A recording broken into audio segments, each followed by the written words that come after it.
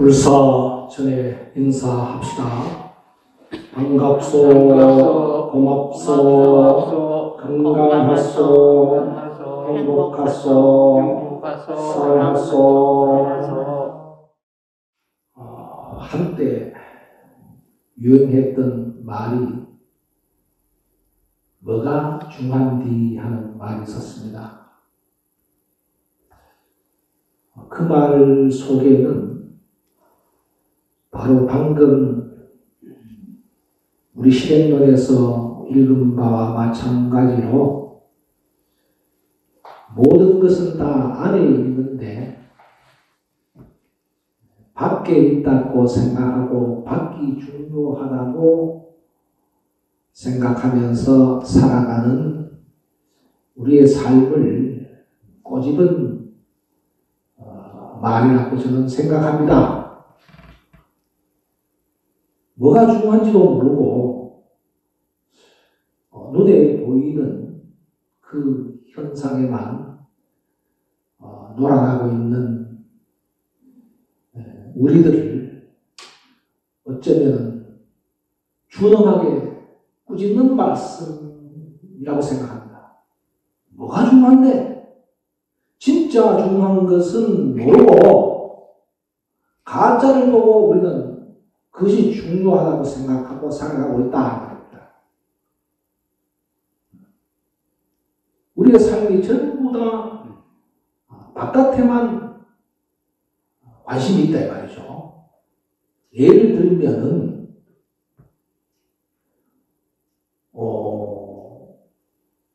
많은 사람들이 이 패션이라든가 이 미용에 대해서 굉장한 관심을 많이 갖고 있습니다. 요즘 사람들이요. 뭐 요즘 사람만 그랬겠습니까? 근데 그것이 중요하지 않다는 것이 아니라 거기에 올인한다는 것이죠. 이건 바람직하지 않다는 겁니다. 근데 그런 말을 하지 않습니까? 아침마다 세수하는 것도 중요하지만은 내 마음을 세수하는 것이 더 중요하다. 그러니까 뭐가 중요하냐? 내 마음의 세수를 하는 것이 더 중요한 것이지 얼굴 세수하는 것이 더 중요한 것이 아니라는 것입니다. 제가 이 말 함으로써 그렇다고 얼굴 씻지 말라는 말은 아니잖아요. 그 마음을 세수하는 게 뭐냐? 아침에 일어나면 우리 세수를 하듯이 아침에 일어나면 우리가 정송을 하는 게 뭐냐? 이게 마음 세수예요. 마음을 씻는 거예요. 세수를 하고 밖에 나가면은 뭔가 많은 사람들이 나를 안 좋게 보는 같은 느낌이 들잖아요. 그렇듯이 내 마음이 깨끗하지 못하면은 다른 사람을 상대할 때도 다른 사람들이 나를 그렇게 볼 수밖에 없습니다. 왜냐? 내 마음이 깨끗하면 일체가 다 깨끗하고 내 마음이 어두우면 일체 어둡다고 말씀하셨지 않습니까? 그래서 우리 경전의 말씀에 보면은, 우리 실행론의 말씀에 보면은, 방금 얘기했듯이 항상 자성을 닦으며, 그 자성 닦는 방법이 뭐냐? 자성 닦는 방법이 희사현송 참여보입니다. 밖에 있는 것에 집착하지 말고, 모든 것은 안에 있으니 밖에서 구하지 말아야 한다. 그 다음에, 안을 닦지 아니하고 밖을 보호하려 하면 원래 그랬던 것이다. 복이 동쪽이나 서쪽에서 온 것 같이 생각하는 것은 어리석은 것이다. 복은 어디서 솟아나냐면 안에서 솟아나는 것이지 동쪽이나 서쪽에서 오는 것도 아니고 남이 주는 것도 아니라는 겁니다. 즉 안을 닦아야만이 복이 거기에서 샘물처럼 솟아나는 겁니다. 우리는 화려한 포장에 굉장히 익숙해져 있습니다. 예. 우리가 선물 포장을 해놓은 포장지를 한번 보십시오. 그리고 백화점에 가서 많은 상품들이 이렇게 진열되어 있는 것을 봤을 때 그 포장을 한번 보십시오. 그 포장이 화려하면은 그 알맹이 속도 화려하고 속도 알차야 되는데 그게 원칙입니다. 겉과 속이 하나가 돼요. 둘이 다르면 안 된다는 겁니다. 정말 포장도 훌륭하고 되는데도 불구하고 포장은 정말 훌륭한데 안에 내용물이 너무 보잘것없다면 이건 문제가 있지 않습니까? 그래서 세상에 가짜는 화려한 겁니다. 가짜일수록 화려한 거예요. 산에 가면 버섯이 많이 있는데 독버섯일수록 화려합니다. 맛있는 우리가 먹을 수 있는 버섯일수록 좀 수수해요. 그러면 그 말은 뭐냐면은 겉모습에 빠지게 되면은 사기 당하기 쉽고 겉모습에 빠지게 되면은 자기 목숨도 잃는다는 거예요. 오죽하면은 옛날 유행가 노래에 마음이 고와야 여자지 얼굴만 예쁘다고 여자냐 하는 노래가 있었듯이 그렇습니다. 그래서 우리 진언행자들도 그렇고 종교를 믿는 사람들도 그래요. 이 종교를 믿는 사람들도 보면은 예를 들면은 하느님이나 예수님을 보고 교회에 가야 되고 우리로 보면 뭡니까? 부처님을 보고 시민당에 가고 절에 가야 되는데 대체로 어떻게 생각하냐면은 큰 절에 빛가번쩍한 교회 이런 데 우리의 모든 마음이 뺏겨버려요.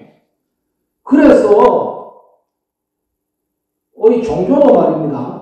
이러한 겉모습의 화려한 포장을 하는 데에 관심을 갖고 여기에 중심을 두고 교화를 하고 포교를 한다면 이건 문제가 있는 겁니다.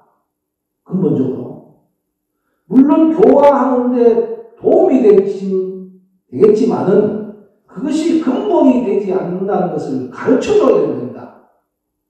물론 크고 화려한 절에, 크고 화려한 교회에, 크고 화려한 성당에 사람이 모였지만은 그러나 이 크고 화려한 이 건물 자체가 종교의 본질이 아니라는 것을 그걸 알려줘야 되는데도 불구하고 그건 안 알려준다 이 말입니다. 그건 뭡니까? 겉만 보고 오는 사람에게 종교를 믿는 사람은 뭡니까? 결국은 알맹이를 배우지 못하고 알맹이의 중요한 것을, 소중한 것을 모르게 된다는 것이죠.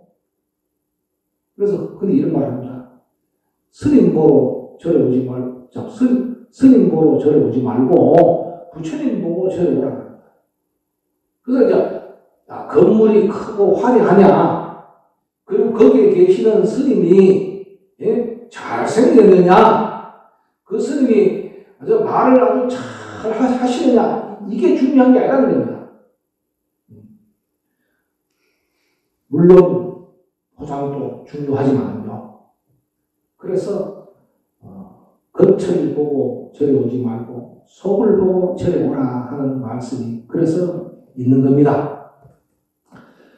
사실과 진실은 큰 차이가 있습니다. 사실은 뭡니까? 눈에 보이는 겉모습이에요.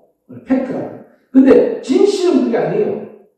겉에서 보이는 사실은 그러할진정 진실이 그렇지 않은 경우가 상당히 많습니다. 그래서 사실과 진실이 부합되어야 되는데 그렇지 않은 경우가 많다는 겁니다. 그런데도 불구하고 만약에 사실에 집착하게 되면 진실을 볼 수 없다는 겁니다. 그러니까 사실은 뭐냐? 밖에 보이는, 직접 보이는 객관적인 사건의 실제 이루어진 일들, 실제 보이는 것들이 그게 사실이에요. 진실은 뭐냐면 안에 있는 거예요.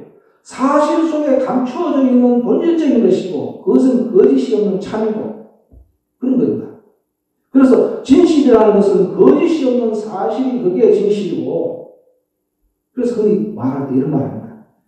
야, 사실은 맞지만 그 진실이 아니야. 이런 말을 그냥 하잖아요. 사실은 이렇지만은 본질적인 그 내용의 안에 내용은 그게 아니라는 겁니다. 어쩌면 우리의 인생은 사실과 진실의 싸움이라고 할 수 있습니다. 사실과 진실의 싸움에서 이길 수 있는 사람이 누구냐면요, 그게 수행자라는 겁니다. 수행을 안 하는 사람들은 다 사실과 진실의 싸움에서 진실을 보지 못하고 사실에 빠져버려요. 우리 진리에 즉사이진이라는 말이 있습니다. 즉사이지라는 것은 사실이 곧 진리라는 겁니다. 그 말은 뭡니까? 사실이 곧 진리라는 것은 사실과 진리가 하나가 된다는 겁니다. 그거예요. 그래서 이 말씀 속에는 우리 불교의 여러 가지 교리 중에서 색적시공이라는 반야신경의 말씀도 마찬가지입니다.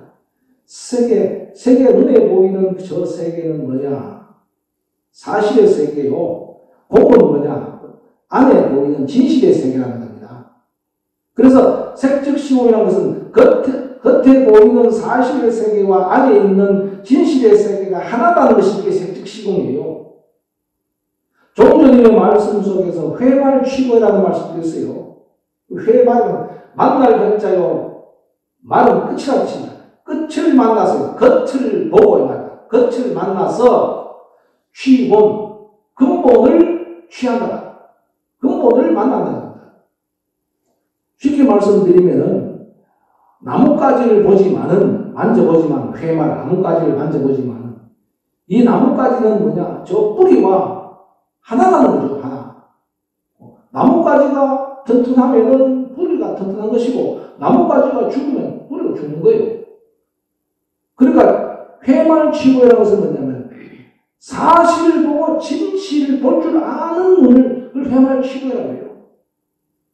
근데, 수행하지 아니하는 사람들은, 이런, 눈이 떠지지 않으니까, 대체로 겉에 치중하고 겉에 집착한다. 겉모습에 집착한다는 겁니다. 그래서 뭐가 중요한디? 네. 실제는 이 안의 속이 중요한데도 불구하고 겉에 빠져있는 사람들을 그렇게 해서 얘기하는 거예요. 제가 대구에서 교화를 할 때 경찰서에 경승이라는 제도가 있어요. 경찰서에 우리 불교 지도자 승려나 우리 정사님들을 모셔서 그분들의 법문도 듣고 이래 하는 제도가 있어요. 군에 가면 군승이 있고요. 경찰에는 경승이 있습니다. 그래서 이제 경승의 위촉을 받았는데 제가 그때 무슨 차를 몰았냐면 티코를 몰았어요. 티코가 뭔지 모르는 요즘 사람들이 있을지 모르겠습니다만 하여튼 최고로 작은 차예요. 처음으로 그런 승용차 나왔어요. 그래서 그걸 더 모르고 법문을 해주십사 해서 이제 경찰서 갑니다. 전투경찰들이 한 300명이 모여있다고 그래요. 갑니다. 툭 들어가는데 그 경찰서 입구에 보초서는 경찰이 탁 인사를 합니다. 어떻게 오셨습니까? 그래서 내가 여기 오늘 경승인데 법문하러 왔습니다. 조그마한 차를 타고 양복을 입고 머리도 기른 사람이 법문하러 왔다 하니까 한마디로 말했어요. 이런 사람이다 이거 싶었던 모양이야. 그걸 안 들여다보내주는 겁니다. 차를 여기 붙였대요. 그래서 이제 한참 시간을 하다가 그래서 그럼 이제 연락을 해 보시라고 그래서 이제 담당자가 나오게 한번 해보라고 그래서 담당 나와서 이제 나를 이제 데리고 갔어요. 또 이제 4월 초파일 큰 행사를 앞두고 전야제를 하는데 전야제에 제가 사회를 맡은 정사가 되어서 가는데 우리 승합차 저를 타고 가는데 호텔에 사는데 딱 가니까 이 차를 저로 빠지래. 나는 지금 빨리 하고 올라가야 되는데 그래서 내가 여기에 이래저래 왔다니까 낸다. 그래서 이제 하수없이 이제 빙 돌아서 저 우선이가 이제 차를 대었어요. 그래서 와보니까 그 현관에 보니까 차가 비켜박한 차가 오는 스님들 정사를 입고 모시는데 보니까 전부 하고 이렇게 하는데 그러더라고요. 이 사람이 문제가 아니고 이게 바로 차가 문제구나. 그래서 좋은 차를 타야 훌륭한 사람이고 큰 차를 타야 큰 사람이구나. 이렇게 모르는 사람들이 다 생각하잖아요. 그게 나쁜 건 아니에요. 생각을 간다는 말이에요. 옛날에 어떤 마을에 큰 부자가 잔치를 했어요. 잔치를 벌였는데 그 한 선비가 내놓으라고 하는 사람들이 다 이제 잔치집에 오는데 한 선비가 그래서 한 옷을 입고 그래서 갔어요. 움직이기가 못 들어가게 한 겁니다. 당신 같은 거지는 여 들어온 데 아니야. 못 들어온다. 나는 거지가 아니라고. 나는 이 마을에 글을 읽는 선비라고. 웃기는 소리 하지 마라. 못 들어온다. 그래서 가만히 보니까 참 잘 차려입는 사람이 음반 정대를 다 온 사람 보니까 저들하고 하고 물어다보고 다 물사 통과시키는데 자기는 안 통과시키고 그래서 할 수 없다. 집에 가서 그래도 제일 좋은 옷을 더 입고 하니까 무사 통과해. 그래서 잔치집에서 이제 잔치상을 더 받고 이제 잔치집에 가면 우리 독상을 하나씩 있잖아요. 앉아서 술을 따르는데 따르다가 나중에 옷에다가 줄줄 따라요.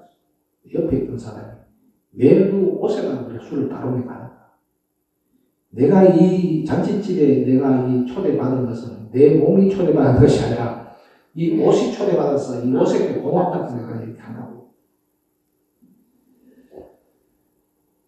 이 이야기가 무엇을 상징하는 겁니까? 결국은 사람이 중요한 것이 아니라 무엇을 입었느냐 이게 중요한 겁니까?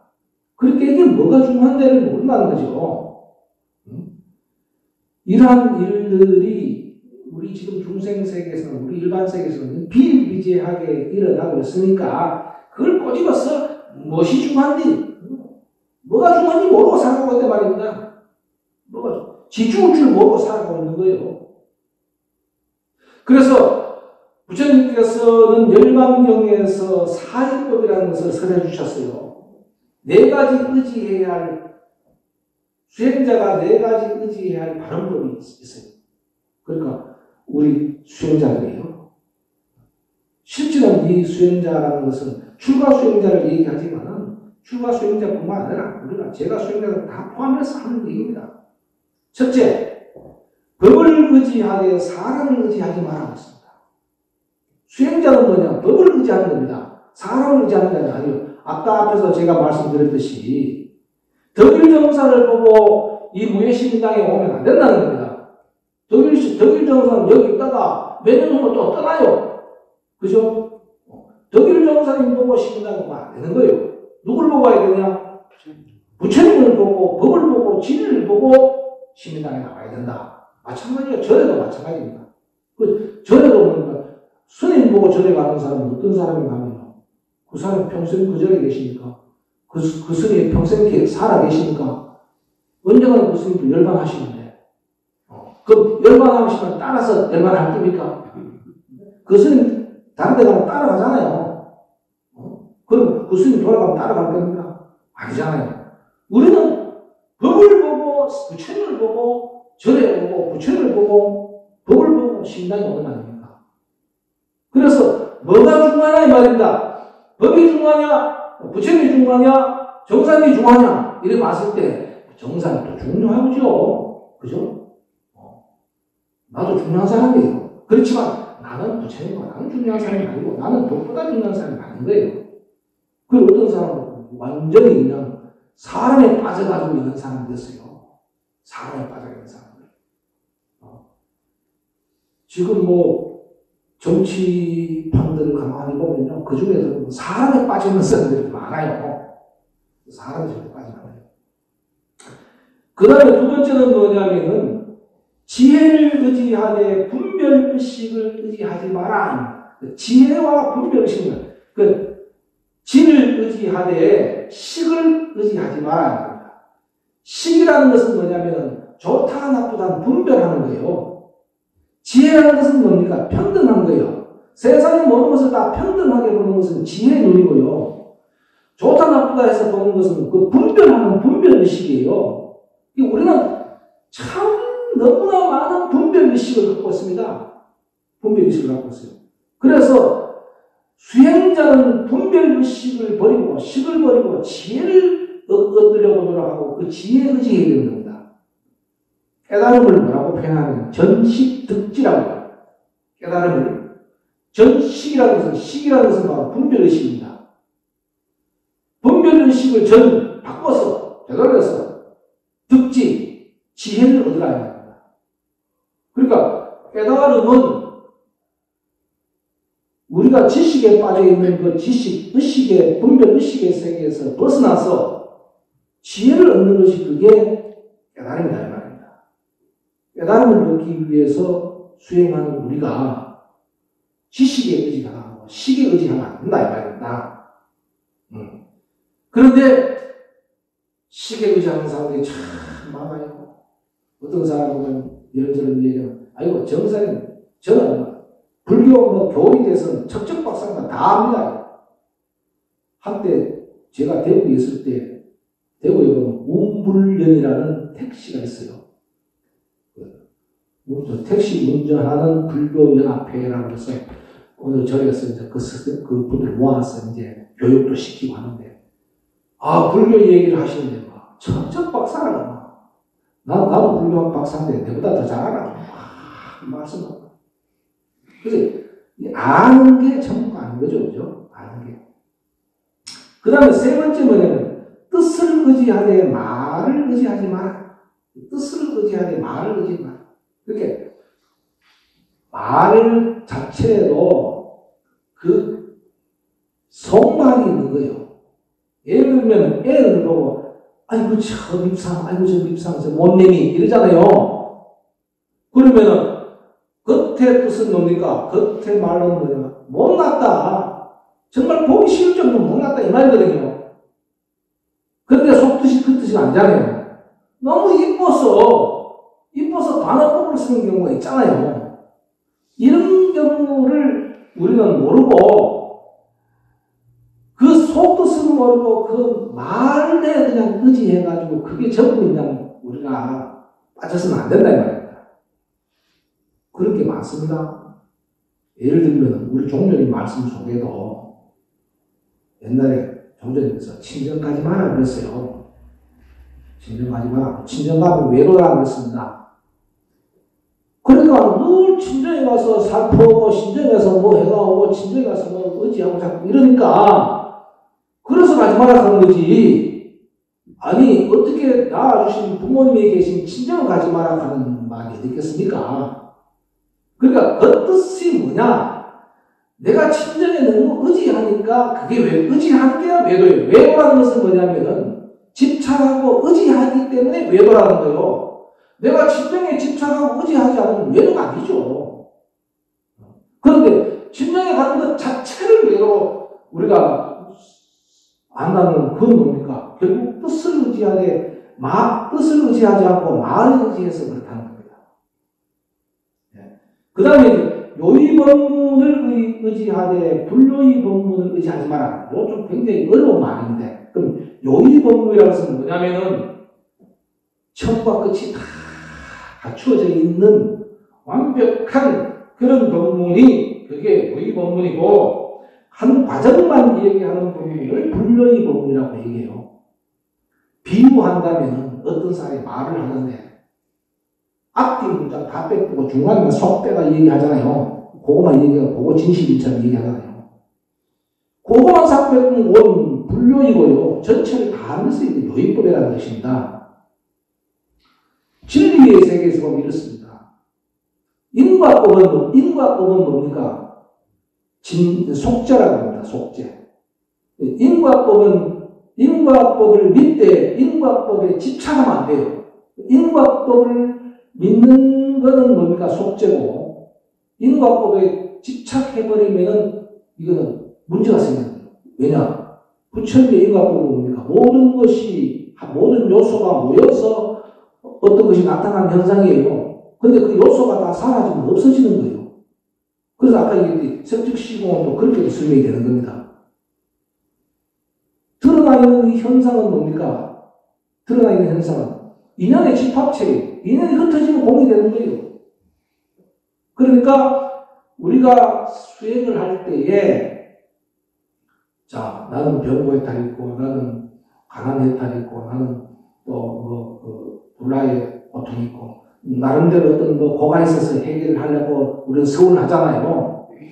그거는 뭐냐면은 하나의 과정이에요. 따지면 불요이법입니다.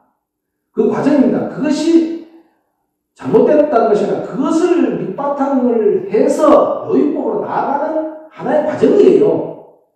그것은 결국은 하나의 깨달음으로 가기 위한 하나의 디딤돌이고, 징검다리인 거입니다.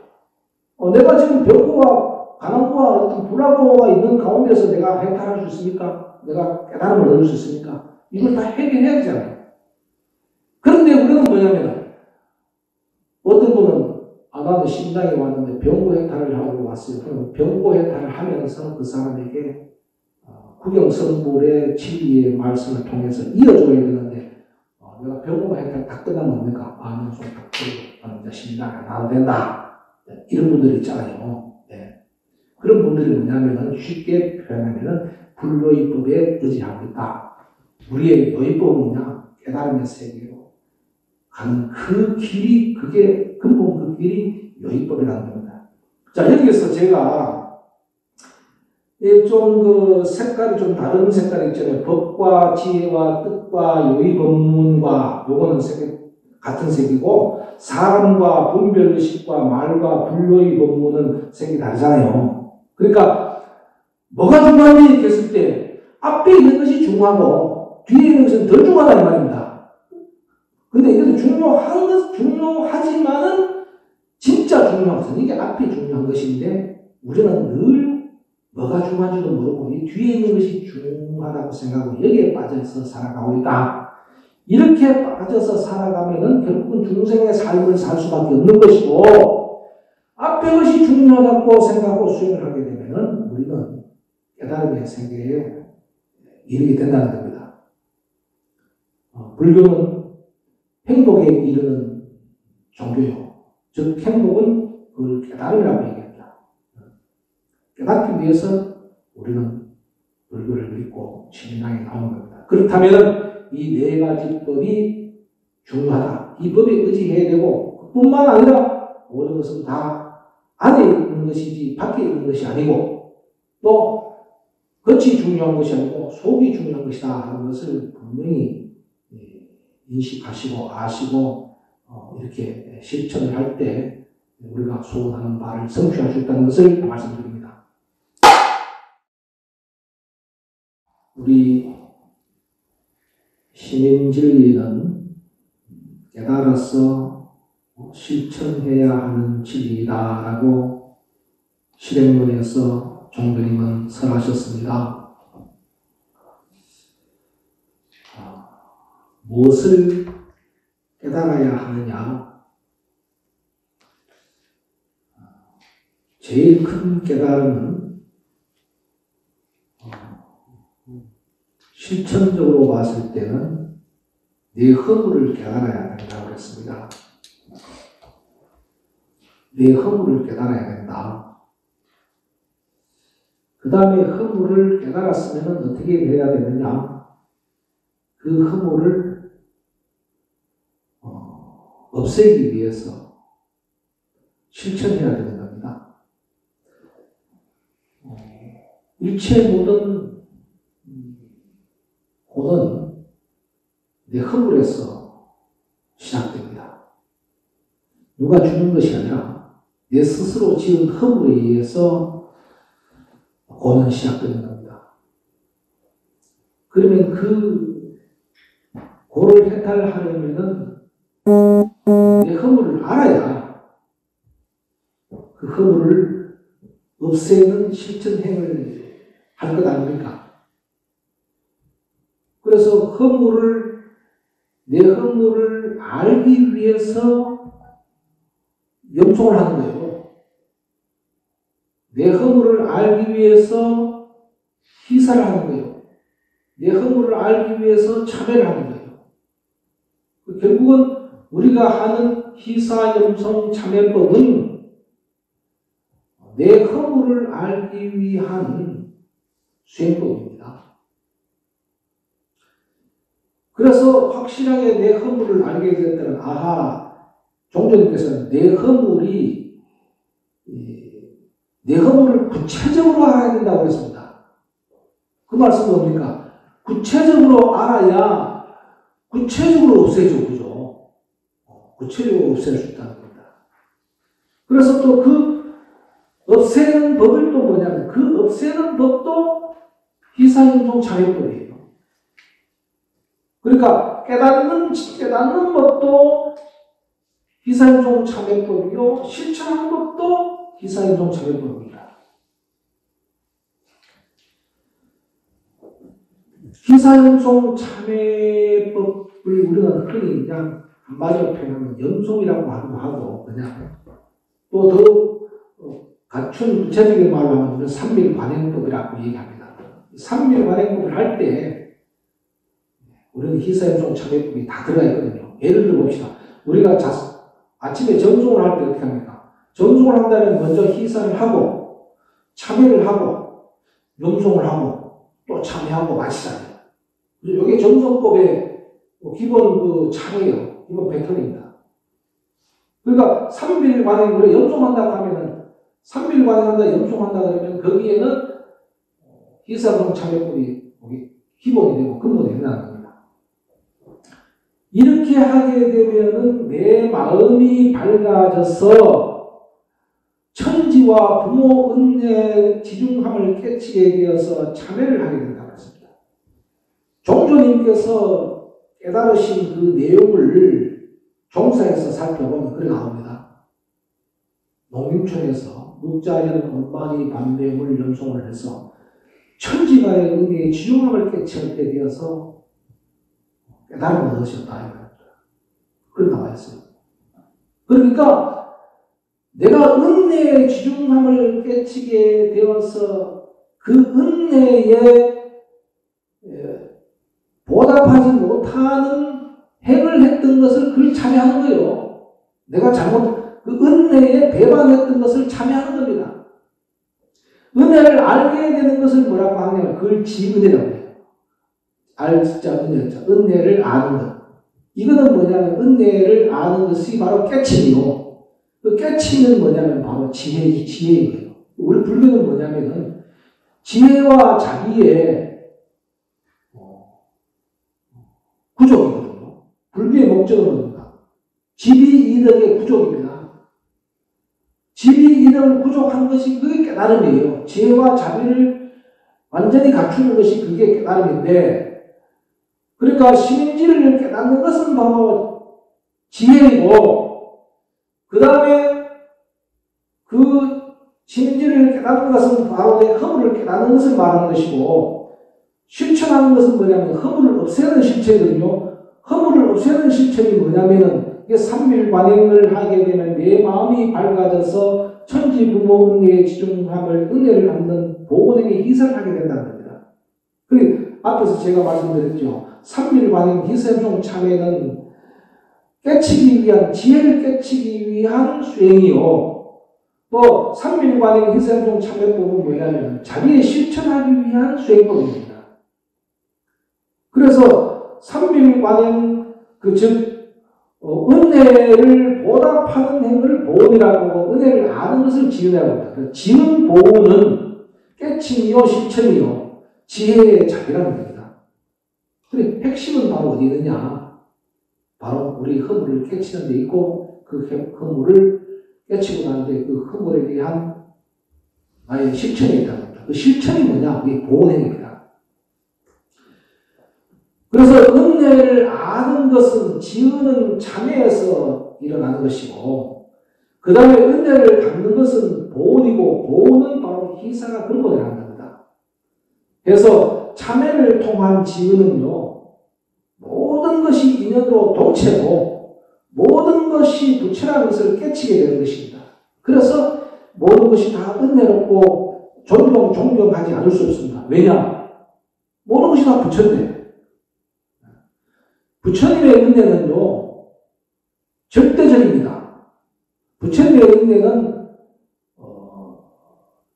절대적이라는 것은 무슨 말씀이냐면 비유하면은 좋은 사람, 나쁜 사람, 큰 사람, 작은 사람, 한국 사람, 일본 사람, 중국 사람 구별하지 않습니다. 부처님의 자비는 무조건적인 것이에요. 하늘에 있는 태양이 예쁜 사람에게 비춰주고 안 예쁜 사람은 안 비춰주고 한국에만 비춰주고 중국에는 안 비춰주고 미국에는 안 비춰주고 그게 아니에요. 하늘에 있는 저 태양은 무조건적인 거예요. 무조건 자비의 빛입니다. 그 빛을 받고 안 받고는 누구에게 있느냐? 나한테 있는 겁니다. 내 허물이 있는 사람은 못 받는 것이고 허물이 없는 사람은 받는다는 것이고 그 허물을 다른 말로 표현하면 번뇌라고 표현합시다. 내 마음에 번뇌의 먹구름이 꽉 끼어있으면 내가 못 받는 거예요. 내가 아무리 잘난 사람이라도 내 마음에 번뇌가 끼어있으면 저 하늘에 있는 태양이 비춰주고 먹구름이 가려서 나를 안 비추고 갔다는 겁니다. 그러니까 부처님의 자비광명은 무조건적인데 그걸 받고 안 받고는 무관이 달리는 게 바로 아까는 겁니다. 내 허물이 무엇이냐? 내 허물 때문에 내가 못 받고 받는다는 겁니다. 그래서 때문에 거기에 대해서 보온으로 공양 희사하는 것이 진리다. 이게 시민진리의 의미예요. 뭐가 시민진리냐? 내 은혜를 알고 지원하고 그 다음에 은혜에 보답하는 것이 그게 바로 우리의 시민진리다. 그것을 깨닫고 실천하는 것이 시민진리다라는 표현을 하시는 겁니다. 지은 보온 은혜를 아는 깨달음과 보온 은혜를 보답하는 실천행 그 자체가 바로 우리의 행복입니다. 오늘 아침에 TV를 잠시 봤는데 그 내용이 무슨 내용인지 모르겠어요. 잠시 보니까 어느 아이가 봉사를 열심히 하는 아이를 아마 인터뷰를 한 것 같아요. 초등학생 같아 보이는데 좀 통하더라고요. 왜 봉사를 열심히 하니까? 봉사를 하면 굉장히 기분 좋고 즐겁고 행복하대요. 초등학생이. 그러니까 봉사를 한다는 것은 뭐냐면 결국은 따지고 보면 여기서는 보온행위예요. 보온행위입니다. 보온행위를 하게 되면 뭐냐? 내 마음이 기쁘고 밝고 행복해질 수밖에 없어요. 그게 건강이 따로 있습니까? 멀리 있는 게 가까이 있거든요.